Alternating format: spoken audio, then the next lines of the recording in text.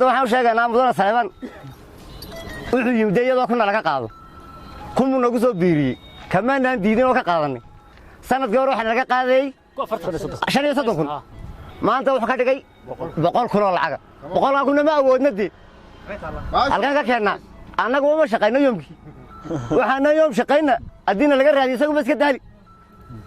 marka waxaan sheegaynaa inay sharafta shacabka ilaaliyaan waxay dawlad ku yihiin waa shacabka waayo wadada waa wada god mar walba biinkan ka bedelaan bajaaj bishii 3 biin baan bedelaa oo $30 kaliya igu waan beelay waayo wadadiga hagaajin lahayd hadii wax loogu qabay degmada wada hagaagsan ma jirto marka waxaan u sheegaynaa in dibtana laga daayo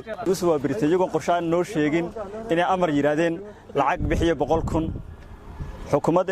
maayirkii hore maydhanay wuxuu naga qaadi jiray 35 kun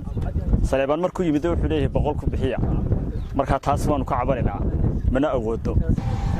intaas oo dadii waxay hal qof iyo hal mowqif wada leeyihiin mabdooguna waa hal meel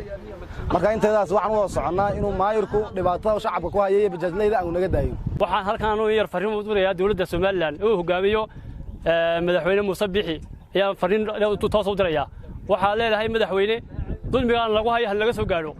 wadanka dulmigan lagu hayo hal laga soo gaaro madaxweyne ku leeyahay maayirka in la xisaabtamo oo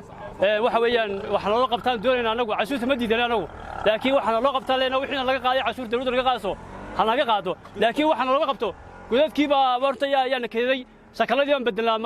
bishii mar baan bedelnaa shaqaladii bedelnaa shaqalka $30 baa siiya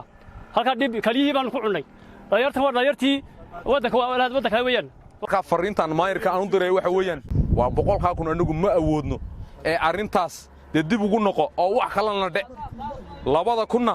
ee maanuuba la naga qaadayaa anaga nagu ahayd ba hawl war waxa weeyaan ama sida gawaarida wadamarista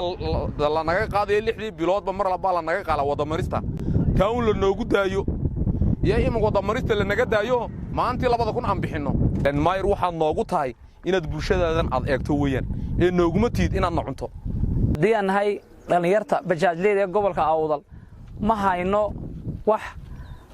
dhaafsan inta oo ah dayactir ha ahaato godad ha ahaato anaka dayactirna godadka anaka buuxina oo caro ku shubna inaan inaga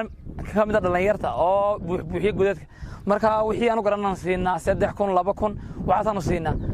maayirka magaaladu maalinta wax naga qaadayo nama soo wargeliyo iskaashato gacantiisa ku sameysay yaa jirta